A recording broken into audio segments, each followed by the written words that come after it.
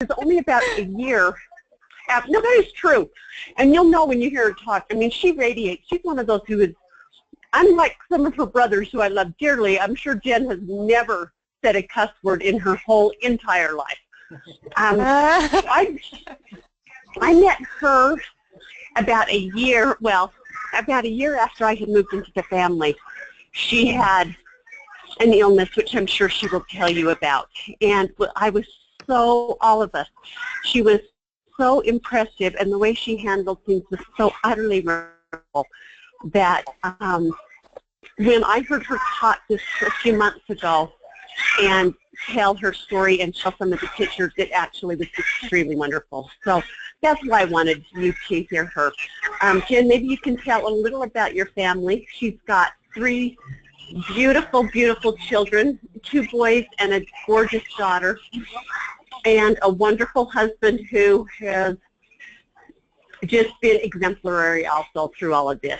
So, Jen, I turn it over to you, and I'm happy to share you with them because she is truly somebody who I would like to be associated with.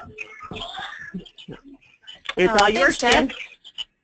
Okay, I'll show you a quick picture of my family just so you can see if this works.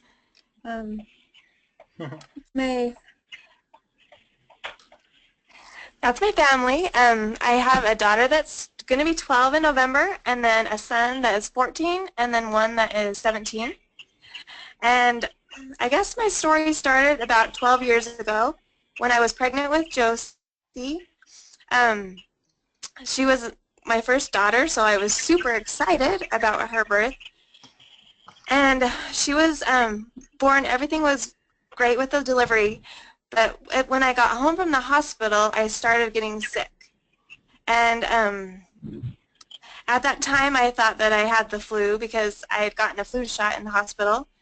And so the only other time in my life that I'd gotten the flu shot, I got the flu, so I assumed they were connected. But I waited for the weekend because I got home on a Thursday, and I just kept getting more and more sick, but it was flu symptoms. So we waited until Monday, and on Monday we went into the hospital, and I went to my doctor, and he said that my blood pressure was extremely low, and so he wanted to send me straight to the hospital, and so we went straight to ICU. And there, we still thought that I had the flu and that they just needed to give me some IVs and I'd be okay. But when I got there, my organs started shutting down one by one, and so something that we thought was just simple and no big deal turned quickly into something that was really, really huge. And so by that evening, they decided to live flight me up to LDS hospital, and they put me into an induced coma to keep me alive. And I was in that coma for about 2 weeks, and when I woke up from my coma, the medicines that they'd had to give me throughout that time kept all of the blood near my organs, and so it wasn't going down to my extremities like normally does. And so when I woke up, I woke up to a tube down my throat and I couldn't talk, and then I also had black feet. Both of my feet were black, and then several of my fingers were black, and they had died because of that loss of blood. So I ended up being in the hospital for 13 weeks, which it doesn't sound as long as it really was. It was a long time. But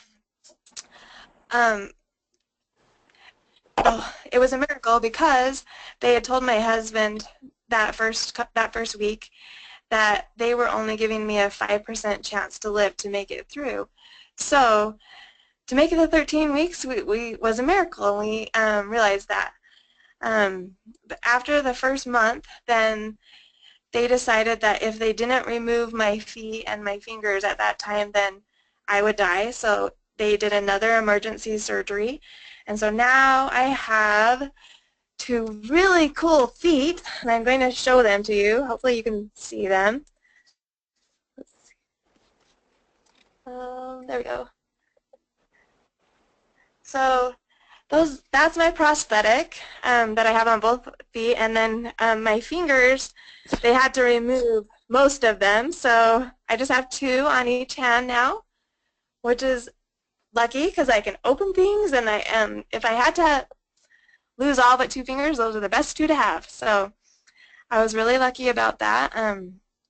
But with all of that, my life completely changed. At the time, my oldest was 5, and my other son was 2.5, and then Josie was days old, of course. So that's a busy time for a woman and a mom, and now I was doing things from a wheelchair at home because I didn't get my prosthetics for several months after I got home. So anyways, it was just a really crazy thing that doctors found out that I had gotten a strep infection when Josie was born, and so it had progressed in my body quickly and tried to kill me, and it put my body into toxic shock, and that's why all of my organs started shutting down and all of that. So anyways, all of that happened, and I was in the hospital for that 13 weeks, and I learned so many things. First of all, I saw miracles happen, because to know that you had a 5% chance to live and then to actually be alive, I was so grateful. I was in extreme pain most of the time I was in the hospital. So there were days that I wasn't exactly happy to be alive at that time, but looking back at it and looking at the end of the day, the perspective that I had, I was so grateful to be alive and to be able to continue to be a mom for my kids and a wife for my husband. So anyways, while I was in the hospital, I learned a lot of things. And the message that I wanted to share with you all today was my belief in the power that we have of making choices. While I was in the hospital and my kids were so young, I realized that they were not going to know how much I had loved being a mom, because they wouldn't remember, because I tried to think of the memories that I had from when I was 5 and 2, and I didn't have that many memories.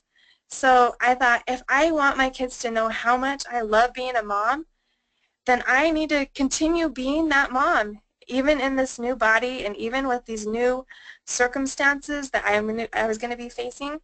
I could still be me, and I could still choose to be that person. So that's what I did. I chose that then. And now, this has almost been 12 years, and I've had to make that choice over and over again every day. And I believe that we can do that. We can make that choice to be happy, to make something good.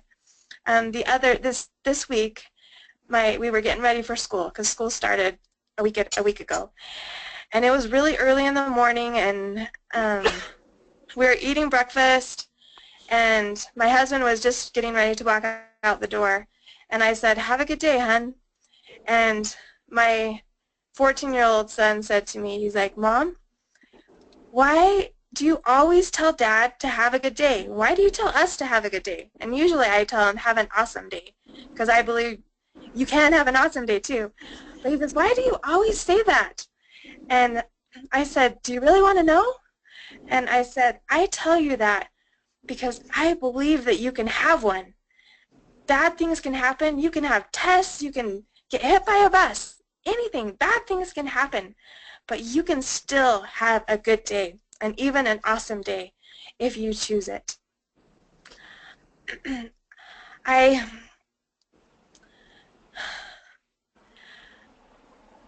believe that, because I believe that we can do anything that we want to do, because we can choose it. Of course, I had to have faith and a testimony to help me make it through all of the things that I've been through, and so I have to give that honor to my Heavenly Father and to my testimony. And I was reading a talk just this week, and it was by a leader in my church, and his name is President Uchtdorf, Dieter F. Uchtdorf, and it was a talk that he gave in conference back in November of 2006. And the very last part of it, he shares a quote that I love. And he says, "A testimony provides proper perspective, motivation, and a solid foundation on which to build a life of purpose and personal growth. It is a constant source of confidence, a true and faithful companion during good times and bad. A testimony provides us with a reason for hope and gladness. It helps us cultivate a spirit of optimism and happiness and enables us to rejoice in the beauties of nature. A testimony motivates us to choose the right at all times." And I really liked that. I believe that my testimony is what's been able to help me to choose to be optimistic, to choose to have a good day and even an awesome day every day. I'm in a wheelchair every day of my life. Life is really hard, but it's also really great, and I'm able to look and see those things. A couple years ago, we had to move because since I was in a wheelchair, then we needed to move to a Rambler where I could get around because we were in a split level. And so we moved close to the elementary school, and my 5-year-old was in kindergarten at that time, and so I would get in my wheelchair. I had an electric wheelchair, and he'd hop on the back, and I would give him a ride to school every day. And he was the only kid in the school that got rides to school on a wheelchair, so it was pretty cool. But he, I just took him in the morning one day, and as I was coming back home, a lady pulled over in a van, and she just stopped me. She says, "I just have to stop you for a second." And I said, "Okay." And she said, "I was taking my kids to school this morning, and we had a really bad morning. I was screaming and yelling at the kids, and we were rushing out the door. We were forgetting things." And she's like, "I was quite upset. And here I am driving them to school, and I pass you on your wheelchair with your little boy. And my life totally changed because here I was so upset and mad about our morning and the things that had happened. And yet here you were on a wheelchair taking your son to school." And she says, "And you know what you were doing?" And I said, "What?" She said, "You were smiling." And she said, "If you can smile in the situation that you have, then I can smile in the situation that I have." And so that experience stayed with me too, and it helped me say, I can choose this. I can choose to be happy and to do the things that I want to do. And so that is what I try to do, and it sounds like what you and your group are doing as you're out volunteering. You are blessing people's lives, and you're bringing to them the things that they need. And that's what I hope that I am able to do as I go about my life on my cool robot legs. We live close to the school, so I volunteer as often as I can, and every kid loves to look at my legs because they are robotic, and I'm just cool. I'm the only robot at the school, so it's pretty awesome. But I just wanted to share that message with you, just saying that to be happy. We can choose to have a great day every day, and I hope that you guys all have a great day today and for the rest of your lives, because I know that you can. And I say that in the name of Jesus Christ. Amen.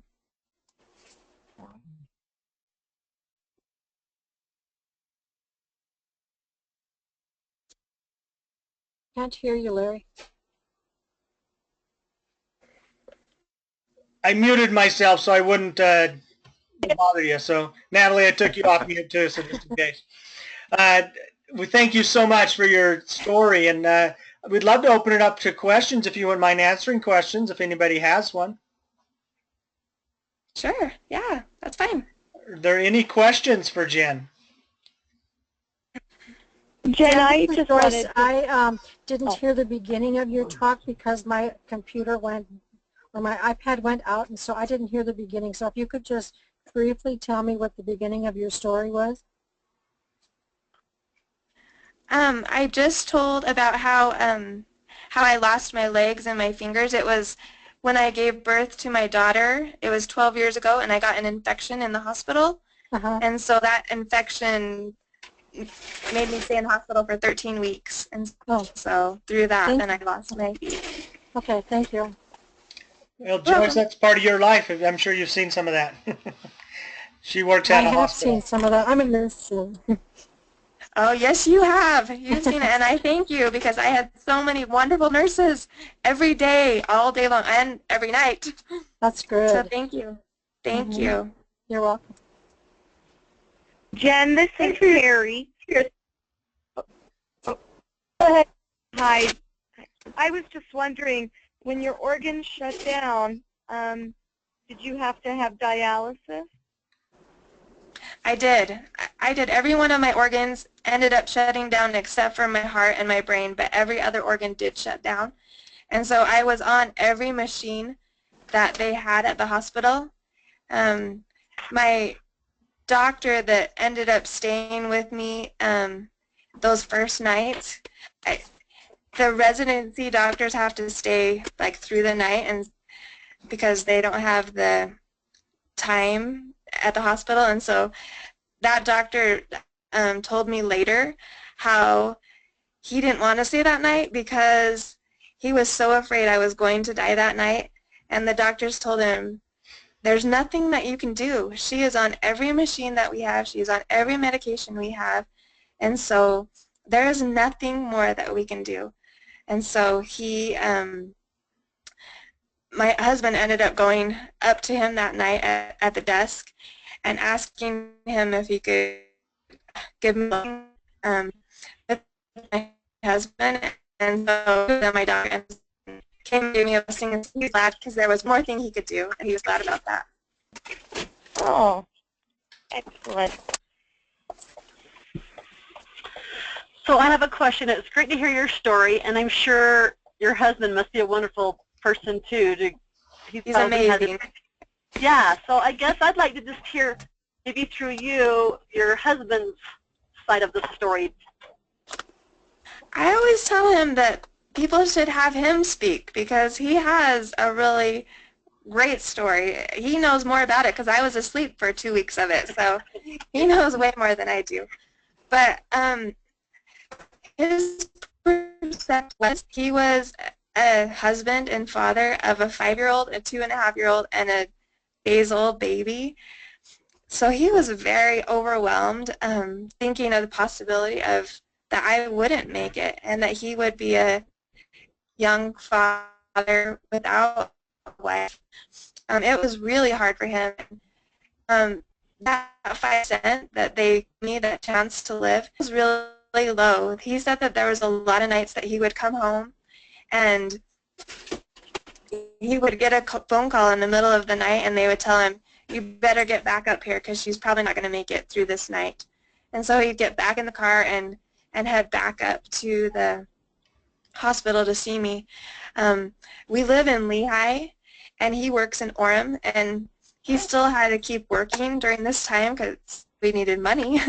And so he would go to work in the mornings and then he would drive up to LDS Hospital to see me, and then he would stay with me for several hours, and then he would head up to Layton where his mom had our 3 kids, and he would put them to bed, and then he would go to sleep and he would start that whole thing over again. So he is an amazing man. He does have a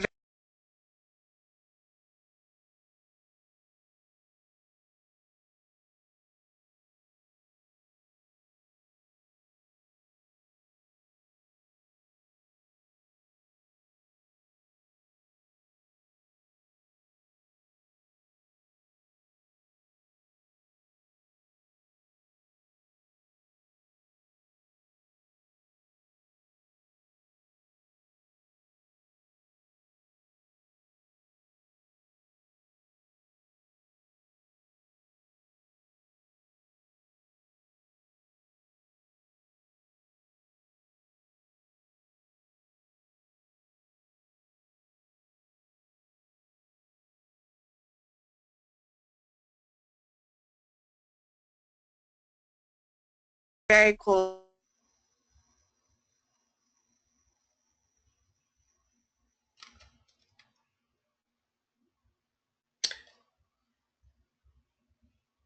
So this is Larry. I don't know if anyone can hear.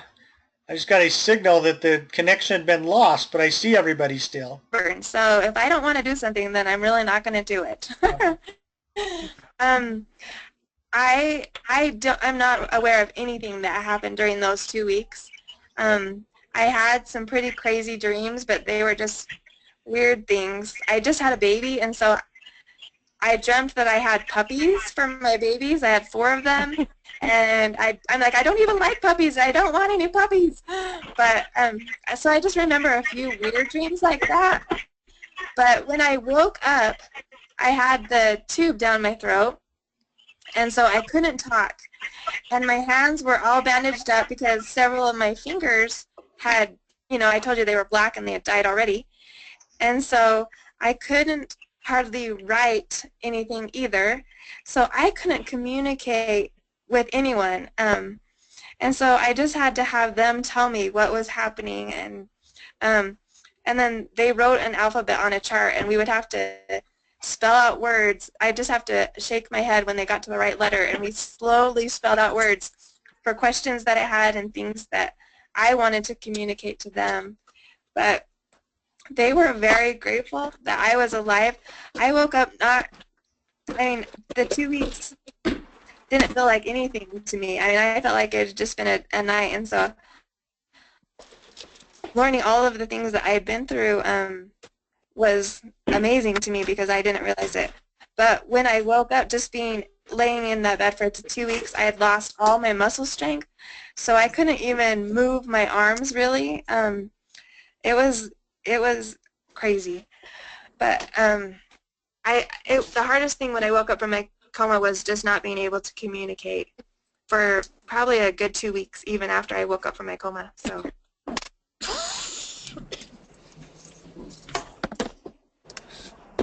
Where did you go for rehab, Jen?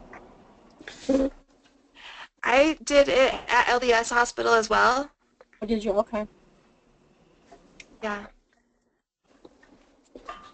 This is Jana. I love that you give your kids that experience of seeing how much you love being a mother. I think that's a really cool thing. Thanks for sharing your story with us. Thank you.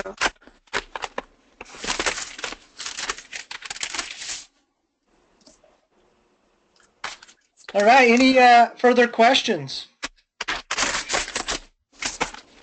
Well, Jen, we really appreciate you sharing your story and, more importantly, your smile, because that comes across as the message you just shared with us of making sure that we can be happy. We choose to be happy every day, and I fully endorse that and believe that and figure all life is a choice, and if I have the choice, why not choose to be happy? So I agree. really appreciate that. Thank you. Thanks. In closing, would we have a volunteer for the 4-way test? Is Rob or Terry around to do that by chance? How's that for throwing it at you, Terry? Or Rob can. Please. All right. Rob, do you want to do it? Sure, I can do it. Hold on. I have to get his cheat sheet up. Hold on. Yeah, I got a cheat. Yeah. All right. Okay, of the things we think, say, and do, 1, is it the truth? 2, is it fair to all concerned? 3, will it build goodwill and better friendships? 4, will it be beneficial to all concerned? Thank you, Rob. Appreciate that. So, again, Jen, thank you so much for joining us. And if you want to come back and join us further, we're always looking for great people like you to be a part of our club and help us serve the world as we serve locally and internationally. So next week as we move forward into September, how's that? Huh? Everybody ready for September? Wow. So as we No. move into September, there's some couple things in the works. Again, just want to remind anybody, I had an email this week that if anybody's under 40 in the group and would like to attend Zone Conference, they are covering the cost for under 40s. So how's that for ageism, I guess? But just Rotary's looking to get younger people involved. Also, just that is coming up in October. Want to remind everyone to, if it's a possibility, to attend. Apparently, this is not a yearly event here. It's only held, at least in Utah, once in a while. And again, it's October. I just lost the dates. I believe the 30th. Oh, that's it. Okay, there it is. Yep, 27th through 30th. So, all right. Anybody have any other comments or want to say something before we sign off? I just want to thank Jen as well. It was a wonderful story, and love to have you part of our club. You're a great person. Thanks, Natalie. Thank you. Thanks, Jen. That was great. And Thank you. The beauty of our club is you can be right there at home like you are and meet with us, and we can all be. It's very flexible that way. So. That is awesome. I like it a lot. All right, everyone. Have a great week, and we'll be in touch. Again, as a reminder, please get pictures sent to Jana for the website and for the Facebook page, so that we can make it a little more personal. And as we introduce people to the club, they can connect with humans on the computer. All right, everybody. Thanks. Make it a great week. Thank you. Thanks, Larry. Take care. Thank Bye. you. Have a great week. Bye-bye, everyone. Bye. Bye. Okay.